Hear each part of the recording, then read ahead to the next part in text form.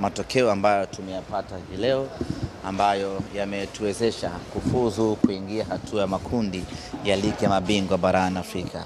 Ambacho kilituleta Benjamin Mkapa ilikuwa ni kazi yetu ilikuwa ni kufuzu, na tumefanya kila kinachotakiwa na hatimaye tumefuzu, tumeingia hatua ya makundi. Kazi imekamilika, kazi imekwisha, na sasa ni muda wa kufurahia kazi kubwa ambayo tumeifanya hapa Benjamin Mkapa. Tumekuwa na wakati mzuri sana katika mechi hii dhidi ya Nsingizini.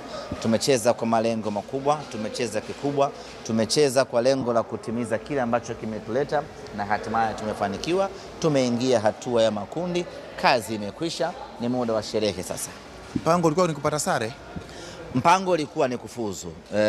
Kwenye hatua za mechi ya mtoano lazima ucheze kwa akili kubwa sana. Kiuhalisia ni